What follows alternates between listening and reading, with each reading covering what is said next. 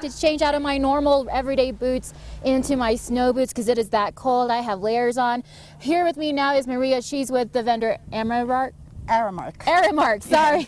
Just found out how to say that. And here we have the famous donuts. The famous donuts that you can try out when you get to the top of Pikes Peak. But as if you're a baker, you might know baking at high elevation is a little difficult. My cookies one time came out like rocks. It was very, very sad moment. So tell me about these donuts because there's a special recipe that you're using for this. Yes, we do use our special recipe. We're not supposed to give it out, but we do have, it has to do a lot with the water and the baking powder that we adjust. Other than that, they will not come out either. So even if I took the same recipe that you used and I baked them at sea level, they will not come out. You will just make a mess in your kitchen. And I had two earlier. Yeah, I had 2 donuts. I had to do it. I was starving. But they're just so good. And everyone has to have one when they stop by, right? Yes, they're world famous. Talk to me about the customers you see up there. Customers, we see all different kinds of customers from all over the world. We like to create memorable experiences for them, and this is one of them. A lot of people just come up to eat a donut. I definitely will need to come back now again. So this weekend is the last weekend for you guys to actually drive up to the top of Pikes Peak yourself before they start construction on the Summit House. Once they start construction on May 31st, you're going to have to take the shuttle because there will only be 2 parking spots, and we're going to tell you more about that in detail a little bit later. But what is it like? You know, you're just there at the top of Pikes Peak, and you're just, you know, you're always seeing happy people. They're just so happy to come in, especially if it's really windy up here, like it is right now. Yes. I just walk inside. Yes, everybody gets happy when they get in the building, especially when it's cold. And what's better than a hot chocolate and a donut? Yeah, so, okay, and then we still have a little bit of time left. I'm so cold, I can't even, think straight right now. And you're used to this, right? Yes, we get used to it. I've been here 11 years, so. You came out here without a jacket initially. Yes. We had to give you one first before you went back inside. But we will check in a little bit later with you guys, and we're going to talk with Brad. He's going to tell us about the construction going on and some of the future plans that you're going to see here at the top of Pikes Peak. Toss it back to you guys. And talk about the upcoming construction starting on May 31st, where you can drive, where you can park, and all that information, what you need to know before you go, Memorial Day.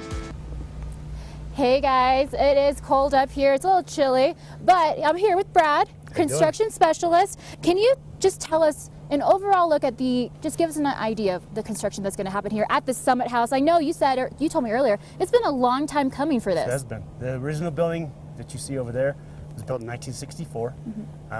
We do our best to maintain it, but it's taken its toll. The weather and the elements up here is taking its toll on it. So we are in the process to start a new Summit complex. We're doing some enabling work right now. The new project, or the new Summit complex, will sit right here. We're standing within the footprint of the new building, and it'll be 3 times what that building is over there. Oh, wow. Although not all of that area will be open to the general public. Okay.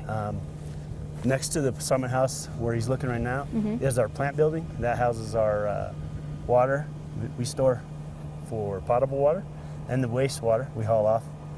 So that'll be part of the new building. So these 2 buildings here will be combined into one. So this is going to be a big deal for people. It's a big deal. A lot of people really like the experience of driving all the way up here, but for a little bit, that's going to stop. They're going to have to rely on a shuttle, right? We're going to have limited parking. We're going to lose not quite half our parking. So with the shuttle, we'll be starting June 1st, and it is free. You won't have to pay extra for that. And I think actually it gives some people a better experience because we do have a lot of people that come from out of state, flatlanders. They're a little intimidated by the road. Yeah, it can and be. with the cog not running, I think it'll be a better experience for everybody. So then for Memorial Day weekend, this is actually the last weekend you can actually drive up to Pikes Peak yourself. Yes, right. And so June 1st starts shuttle.